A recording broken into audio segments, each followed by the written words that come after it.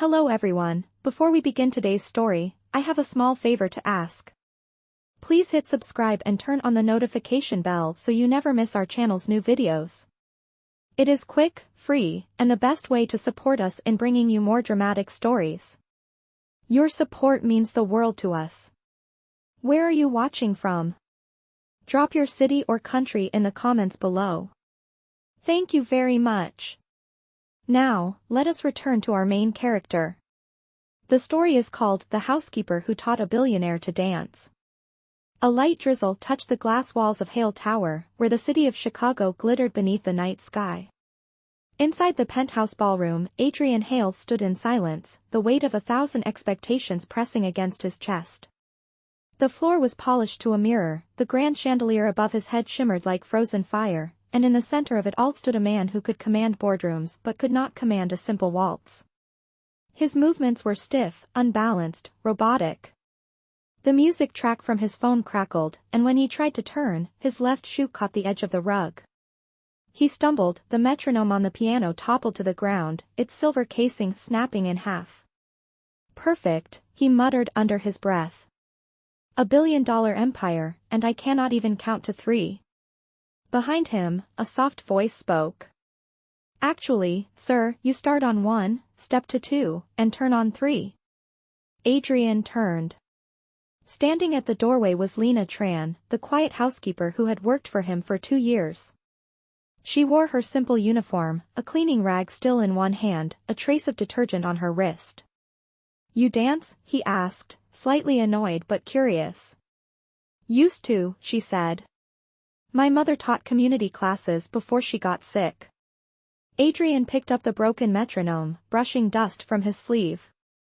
And now you clean floors instead. Lina met his gaze, steady and calm. Sometimes cleaning helps me remember the rhythm, sir. Even floors have a beat if you listen. Adrian studied her for a moment, her words lingering longer than they should. You think you could fix this? He asked, gesturing to the broken metronome. She knelt, examined the tiny hinge, and smiled faintly. I can try. The tick resumed, slow and steady. Adrian exhaled as if something inside him had eased for the first time in months. I have a charity gala in 4 weeks, he said. They expect a waltz, and I cannot look like a fool again. He paused, hesitating as if the thought embarrassed him. Teach me. 30 days. I will pay you 10 times your salary. And, he looked at her reflection in the glass. At the gala, I will need a partner. Be my pretend date, my fiancé for the night.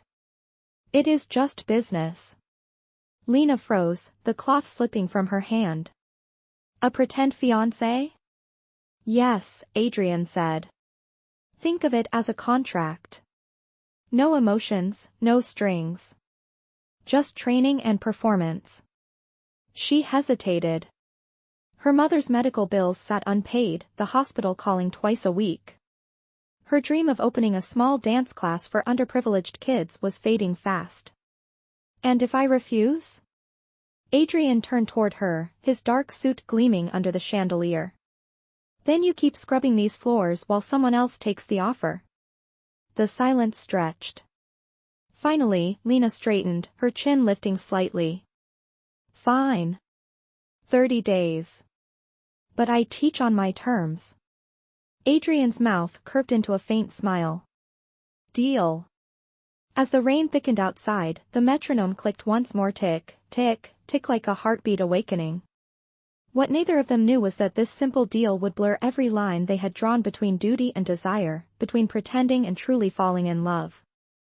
The next morning, sunlight spilled through the tall windows of Hale Tower, cutting across the marble floors like ribbons of gold. Lina stood in the middle of the ballroom, a broom in one hand, her eyes tracing the wide empty space that would soon become their training ground. Adrian entered quietly, already dressed in a crisp black shirt and slacks, holding 2 cups of coffee. For you, he said. I figured teachers need fuel. She blinked, surprised, then nodded a polite thank you. He placed his phone on the piano and tapped play. The first notes of a slow waltz echoed through the room. So, he said, stepping closer, How do we begin? Lina placed her broom aside and folded her hands behind her back.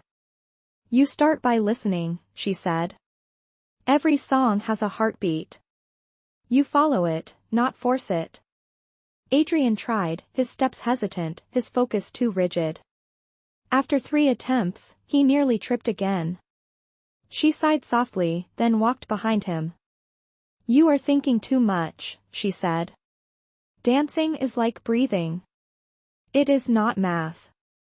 Easy for you to say, he muttered. You are not the one stepping on invisible landmines. She smiled faintly. No, I am just the one cleaning up after them. He stopped, the corners of his mouth twitching. For the first time, the tension between them broke into laughter. All right, Miss Tran, he said. Again. They repeated the sequence, her guiding his shoulders with light touches, her voice calm and steady. 1, 2, 3. Step, turn, breathe. Slowly, his movements started to soften. The metronome on the piano ticked in rhythm, echoing through the polished room. When the song ended, Adrian looked down at his shoes, almost proud. That felt less terrible, he admitted. Progress, Lina said. And tomorrow, we will try again. But the lessons did not stop there. Over the next week, the ballroom transformed into something else entirely. The sound of sweeping brooms mixed with classical music. Adrian practiced between meetings, sometimes still in his suit, his tie loosened, his steps awkward but improving. Lina corrected him patiently, never mocking, never scolding, even when he lost rhythm. One night, she found him alone, still practicing long after midnight. You do not give up easily, do you? She said from the doorway. Failure is expensive, he replied, his eyes on the mirror. So is pride, she answered softly. He turned, catching the reflection of her faint smile. Maybe, he said, that is why I hired you. You do not treat me like the rest of them. Because you hired me to teach you to dance, she said, not to worship you. He chuckled, shaking his head. Remind me never to hire you as my publicist. You could not afford me, she teased. It was a strange, delicate friendship forming between them, built not on charm or flattery, but on rhythm, discipline, and the quiet space between each song. Sometimes she told him about her mother's recovery, or her old dream of opening a community dance studio. He listened without interruption, his usual sharpness softened into curiosity. On the 10th day, as they practiced a full turn, Adrian misjudged a step and almost fell. Instinctively, Lina caught his arm. For a second, their eyes locked, close enough for him to feel the warmth of her breath. The metronome clicked on, slow and steady, filling the silence that followed. She let go first. We should stop for today, she said quietly. He nodded, though his gaze lingered. When she left, he stayed behind, the ballroom dim except for the city lights outside. He placed a hand on his chest, feeling his pulse match the rhythm she had taught him. It was steady, but no longer cold. For the first time in years, Adrian Hale realized he was learning more than just how to dance. He was learning how to feel. By the second week, the rhythm of their arrangement had settled into something strangely comfortable. Every evening at 6, Lina would finish her chores, change into a modest dress, and meet Adrian in the ballroom. The polished floor reflected the warm amber light, and the faint scent of coffee and wax filled the air. Tonight, he arrived late, a streak of exhaustion lining his face after a 12-hour day of meetings.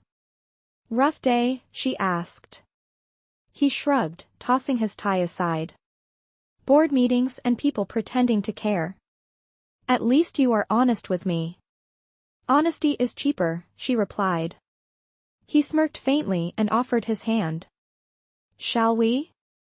They moved to the music, the same waltz they had practiced for days. His form was improving, his steps confident, his posture strong, but Lina could see something else in his movements tonight. Frustration. A kind of restlessness that had nothing to do with rhythm. Halfway through the turn, he stopped. I hate this, he muttered, pulling away. I hate pretending. Lina blinked. Pretending? That all of this matters. The gala, the image, the expectations. It is all performance. She hesitated, lowering her hand. Then why do it? Because it is the only way to stay in control, he said quietly. In my world, control is survival. For a moment, she saw not the confident billionaire but a man trapped inside a glass cage he had built himself. She stepped closer. Maybe control is not the same as peace, she said. He looked at her, startled, as if no one had ever said that to him before. Then he smiled, tired but genuine. You talk like someone who has nothing to lose. I have plenty to lose, she replied. That is why I dance. The music ended, but neither of them moved. The silence felt heavy, almost personal. Then Adrian took a deep breath and reached for the small silver metronome on the piano. You fixed this, he said, turning it over in his hands. You kept the rhythm steady even when it was broken. I envy that. She met his eyes. You do not need to envy it, you can learn it. He nodded slowly, setting the metronome down, the faint ticking filling the quiet space between them. The next evening, he kept his promise to practice. But when Lina entered the ballroom, she noticed something new.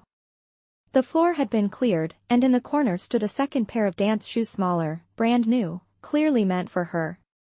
You did not have to, she said softly. You cannot teach me properly if your shoes are falling apart, he replied. Consider it an investment. She smiled but did not thank him out loud. Some gifts were better left unspoken. They continued training, and as days passed, the gap between their worlds began to narrow. She corrected his frame, he asked about her dreams. She teased him for his lack of rhythm, he surprised her with moments of kindness, small and uncalculated. One night, after a particularly smooth practice, Adrian poured 2 glasses of wine. We should toast to progress, he said. To surviving me for 2 weeks. Lina laughed softly. To improvement, not survival. Their glasses clinked. The laughter faded, replaced by a quiet warmth neither of them expected. Later, when she left, Adrian stayed behind again. He replayed the same song, tracing their steps in silence. For once, the loneliness that had haunted his penthouse felt less like an echo and more like an invitation. The metronome ticked, steady and patient. Somewhere deep down, he wondered if this was what peace sounded like. But what Adrian Hale did not know was that outside the marble walls of Hale Tower, rumors were beginning to stir, whispers about his mysterious companion, the housekeeper who danced with the billionaire at midnight. And those whispers were about to reach someone who had every reason to destroy what little harmony they had found. By the 3rd week, the mansion had changed its rhythm. The ballroom was no longer a cold glass cage but a living space that breathed with music, laughter, and the sound of 2 people learning to trust each other. Lina had grown used to Adrian's sharp humor and quiet moods, while he had grown used to her unshakable calm. Yet the world outside Hale Tower was beginning to notice. One morning, as Adrian scrolled through his phone at breakfast, a headline flashed across the screen, "The billionaire's secret dance partner, who is she?" He frowned, setting the tablet down. Lina entered moments later with fresh coffee. Something wrong? She asked. Nothing I cannot handle, he said quickly, though his eyes betrayed unease. The day went on as usual, but the air between them felt heavier. That night, during practice, Adrian seemed distracted. He missed steps, turned too early, and kept glancing toward the window as if searching for something beyond it. You are somewhere else tonight, Lina said finally. Did I do something wrong? No, he said, his tone flat. It is not you. She crossed her arms. Then what is it? Adrian exhaled. Someone leaked information about the gala. About us. Us, she repeated, confused. There is no us. The world does not care, he said bitterly. They will twist it either way. You will be painted as another gold digger, and I will be the fool who fell for his maid. Her face paled, hurt flickering across her eyes. If that is what they think, then let them, she said quietly. I know why I am here. You asked me to teach you to dance, not to prove your reputation. Adrian regretted his tone instantly. Lina, I did not mean it is fine, she cut him off, gathering her things. You do not need to explain. I will finish the lessons as promised. She left before he could respond, the echo of her footsteps fading down the marble hall. The next morning, the tabloids had exploded with photos, grainy shots of Lina leaving Hale Tower, headlines calling her the billionaire's secret mistress. The story spread like wildfire. Reporters camped outside the building, and social media filled with comments questioning her character. Adrian watched it all unfold from his office, guilt pressing down like a weight. By evening, he found her in the staff corridor, packing her things. Where are you going? He asked. Home, she said, not looking up.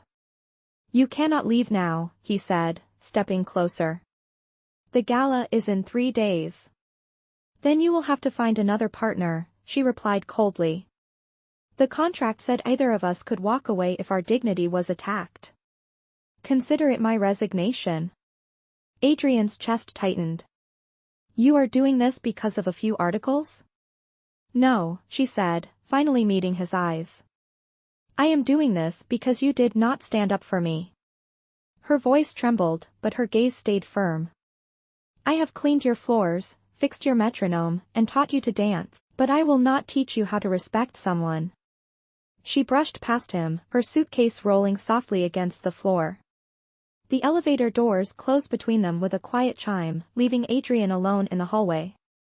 For the first time in years, he felt powerless.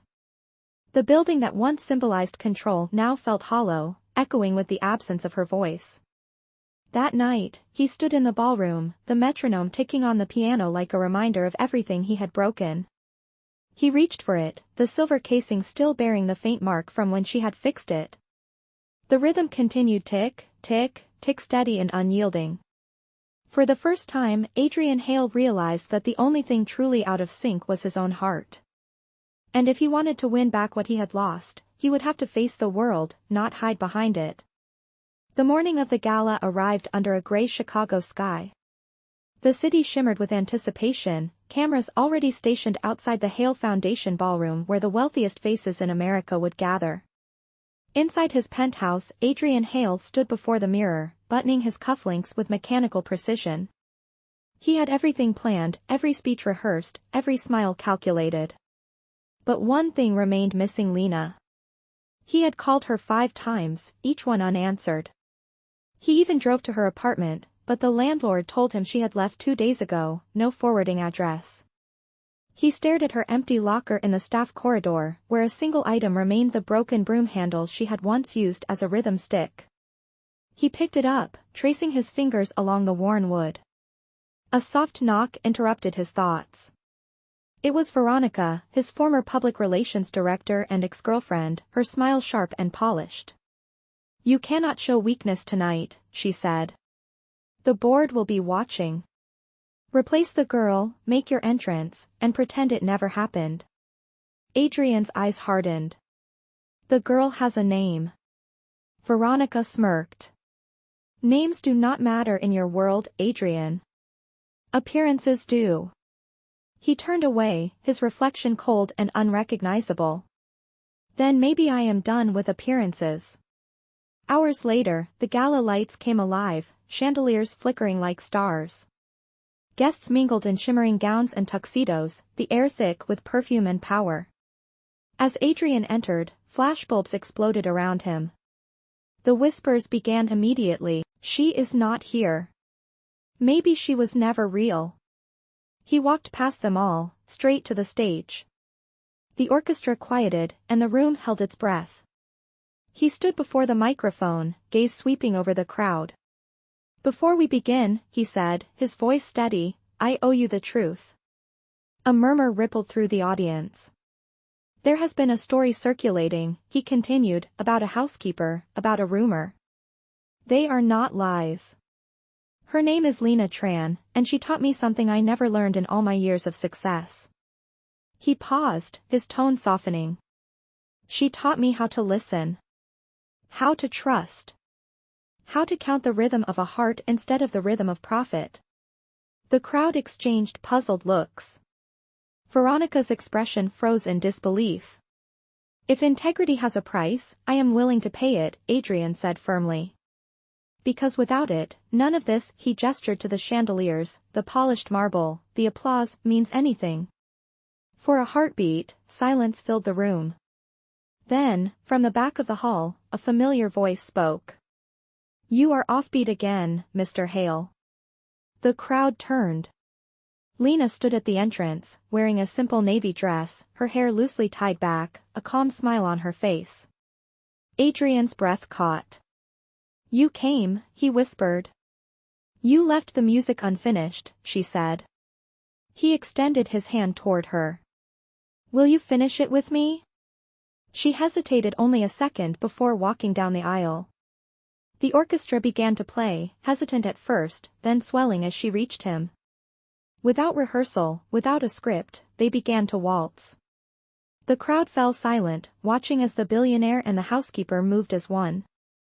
Every step was slow, deliberate, honest. The metronome of the orchestra matched the quiet beating of their hearts. When the music stopped, the applause erupted loud, thunderous, real. Adrian leaned close, his voice barely a whisper. You were right. Control is not peace. Lina smiled, her eyes glistening. And peace is not pretending.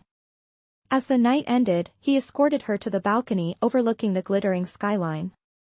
Stay, he said softly. Not as a contract, not as a lesson. Stay because you want to. She looked at him for a long moment, then nodded. Then you had better keep up, Mr. Hale. Below them, the music rose again, and the stars reflected in the glass walls of Hale Tower as if the city itself was applauding. For the first time in his life, Adrian Hale was not leading the dance. He was following the rhythm of something far greater, something real. The following weeks after the gala felt like stepping into a different life.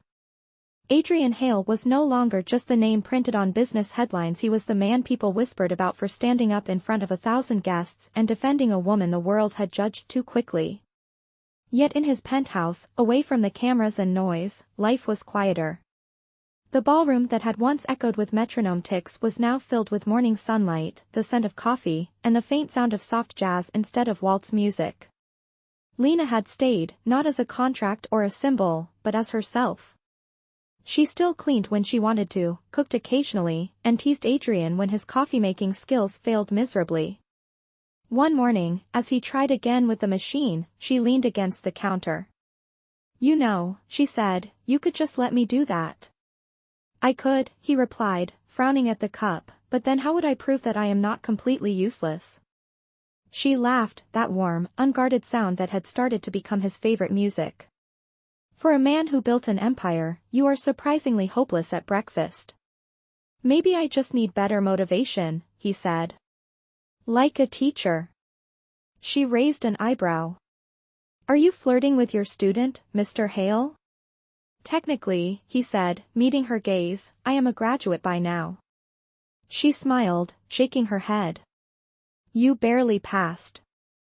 They both laughed, the tension of the past replaced by something light and natural.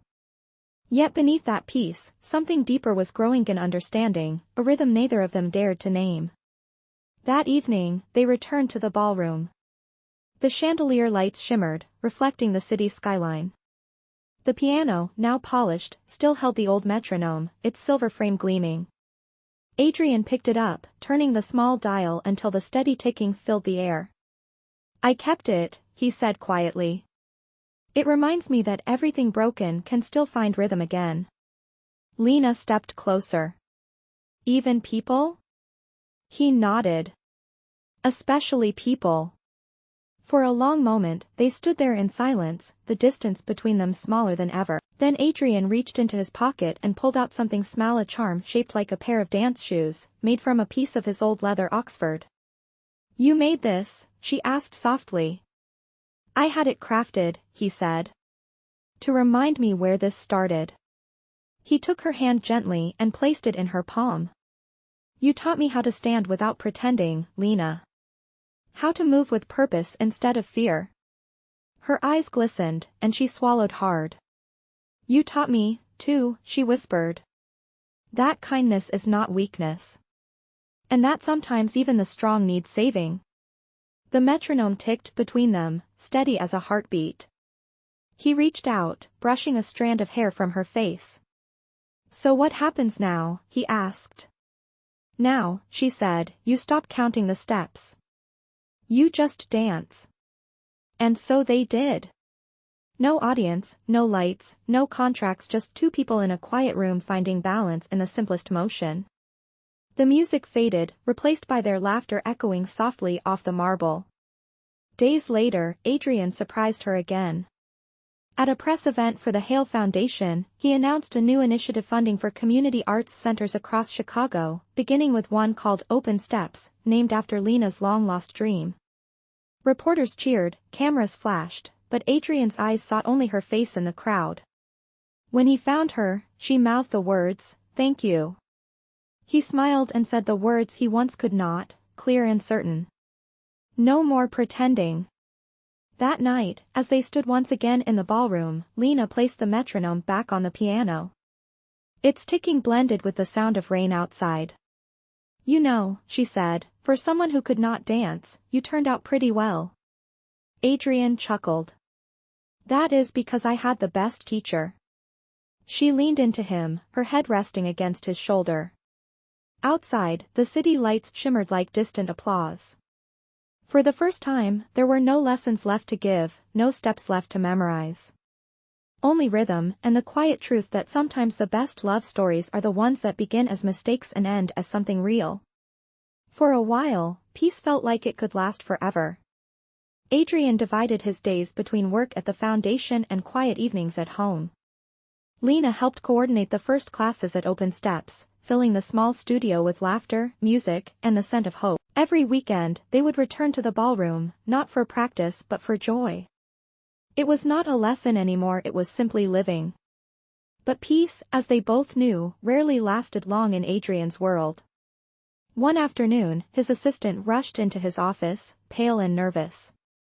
Sir, there has been a problem with the foundation's accounts, she said. Several donations were redirected to offshore transfers. Someone inside the board might have tampered with the funds. Adrian's jaw tightened. Who? She hesitated. Veronica Steele. She claims you authorized the movement yourself. For a second, the room spun. Adrian had fired her weeks ago after the gala scandal. Now she was striking back. Within hours, the media picked up the story headlines shouting that the same billionaire who claimed to stand for integrity was under investigation for fraud. Lina saw the news that evening, the color draining from her face. She hurried to his office, where he sat surrounded by papers, frustration etched deep across his expression. Tell me this is not true, she said. It is not, he replied firmly. But truth does not matter to people who prefer a scandal. Then let me help, she said. I have been managing the community accounts, maybe I can find where the money went. Lina, he said, shaking his head, this could destroy everything. You should stay away from this. And leave you to fight alone, she said, her voice steady. Not happening. Together they worked through the night, cross-checking files, tracing transfers, following the digital trail that led straight to Veronica's private account. When the evidence was finally clear, Lina sent it to the board anonymously, attaching one line, "Integrity is not for sale." The next morning, the board cleared Adrian's name. Veronica was arrested for embezzlement, her smug smile replaced by silence. Reporters waited outside Hale Tower, eager for his comment. But when Adrian faced the cameras, he said only one thing. Money can rebuild a building. But trust that takes people like Lina Tran. Later that night, when the noise died down, he found her back in the ballroom, standing by the window with the metronome ticking faintly beside her. You saved me again, he said. No, she replied softly. You saved yourself. I just reminded you where to look. He walked closer, the faint smile returning to his face. "You know," he said, "I think you were right from the start. Dancing really is about listening. And leading," she said, meeting his eyes. "You finally learned both." He reached for her hand, their fingers intertwining easily now, without fear or hesitation. Outside, the city lights blinked against the night sky, and inside the quiet ballroom, the rhythm of their hearts replaced the ticking of the metronome. They did not need music anymore. They had found their own. Weeks later, the scandal had faded into memory, replaced by admiration for how Adrian Hale and the Hale Foundation had recovered stronger than before. The Open Steps studio flourished, drawing children and adults from every part of the city. For the first time, Adrian saw his name connected to something pure, something that made him proud. But for Lina, the calm came with a quiet uncertainty. One evening, as they finished cleaning the studio, she leaned against the mirror wall, watching Adrian stack the donation forms. "You know," she said, "when I first came here, I thought this was just another job. I never imagined my life would look like this." Adrian smiled softly. "Neither did I. I built towers and numbers, but you built people. I think that is worth more." She hesitated, choosing her words carefully. "Adrian, this has all been amazing. But I keep wondering what happens next." He turned to her, confused. "What do you mean?" "You are rebuilding your company. The board wants you back on the global circuit. You are going to travel, meet investors, live in rooms filled with people like you. I am not sure I fit in that world." He took a step closer. "Lina, you are my world now." She shook her head gently. "You do not need to say that to make me stay." "I am not," he said, his tone firm but quiet. "You changed me.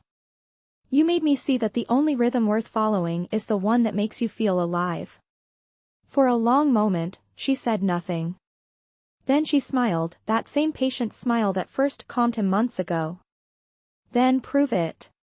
The next day, Adrian walked into the board meeting of Hale Industries, a room of sharp suits, investors, and silent judgments. He placed a single envelope on the table. "My resignation," he said. "Effective immediately." The chairman looked stunned. "You are walking away from billions?"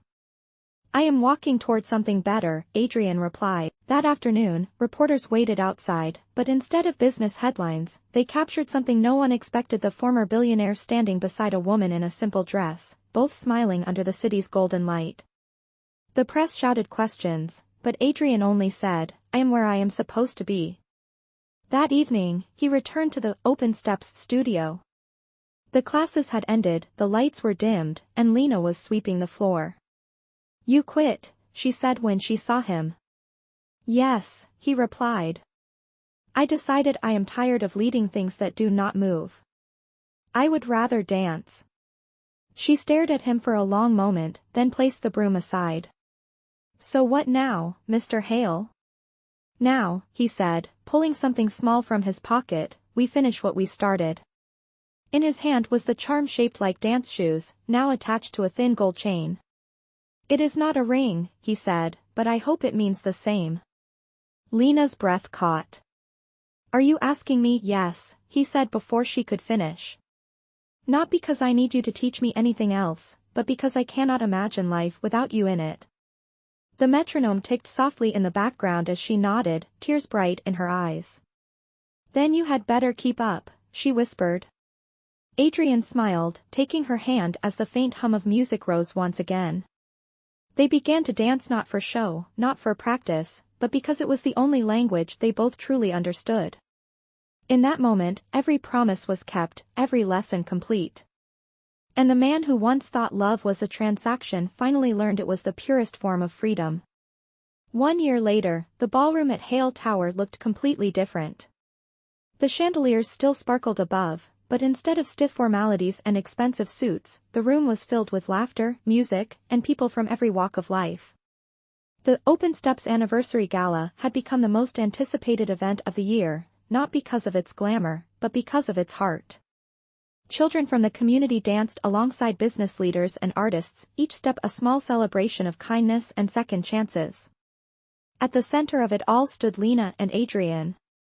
He no longer wore a suit that screamed power, only a simple tuxedo with a charm bracelet around his wrist, the one shaped like the dance shoes she had given him. She wore a flowing white dress, the same calm smile lighting her face as she greeted guests. When the orchestra began to play, Adrian offered his hand. "Shall we?" he said softly. "Always," she replied. As they moved across the floor, the crowd instinctively stepped aside, letting them dance. It was no longer about perfection. It was about connection, about the quiet miracle that two people from opposite worlds could find rhythm together. When the music faded, Adrian turned to the audience. "A year ago, I stood in this very room pretending to know what mattered," he said. "Tonight, I know the truth. It was never the wealth, or the applause, or the control. It was the people who stood by me when everything else fell apart." He looked at Lina and smiled. "She taught me that the heart does not count in profits or power. It counts in moments like this." The crowd applauded, some wiping away tears. Nearby, the silver metronome sat inside a glass case, its tiny arm still ticking, a reminder of how one broken thing had brought everything else back to life. Lina leaned toward him, her voice a whisper only he could hear. "You did it, Mr. Hale." He shook his head gently. "We did it." Later, after the guests had left and the lights had dimmed, they stood by the window, looking out over the city they had rebuilt in their own quiet way. "Do you ever miss it?" she asked. "The old life?" He thought for a moment, then smiled. "No. I finally learned the difference between leading and living." She rested her head on his shoulder.